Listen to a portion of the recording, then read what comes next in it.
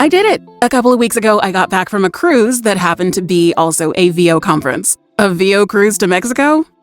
Yes, please. I stumbled upon the flyer at the beginning of last year, so I had plenty of time to save and do my research to prepare for the trip. Then came January 23rd, and off I went.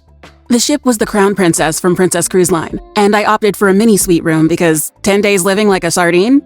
No thank you. And ta-da! This is the room I called home for 10 days. Accessible room D707 on deck 9. The space, y'all. Oh, and this balcony. Now, it wasn't perfect, but the space for me is the most important thing, so the pros far outweighed the cons for this one. The cruise was 10 days through the Mexican Riviera, taking off from Pier 27 in San Francisco. The port stops were Puerto Vallarta, Manzanillo, Mazatlan, and was supposed to be Cabo San Lucas as well, but unfortunately that port was canceled due to bad weather conditions. Womp womp womp.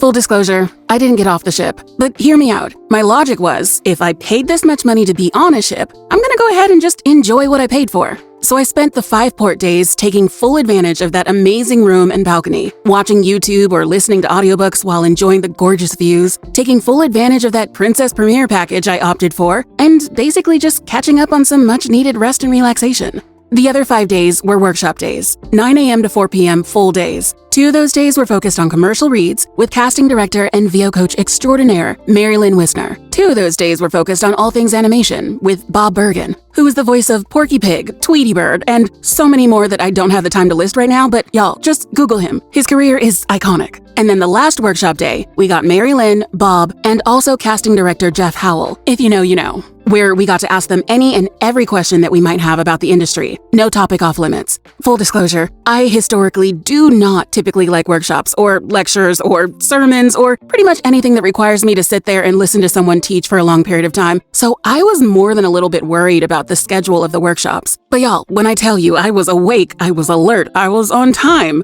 I was engaged during all of these workshops. The way that they were not only able to direct us into the right read, but also break things down in a way that made me feel like I know how to get there on my own later on. 10 out of 10, I recommend. So, that was my trip.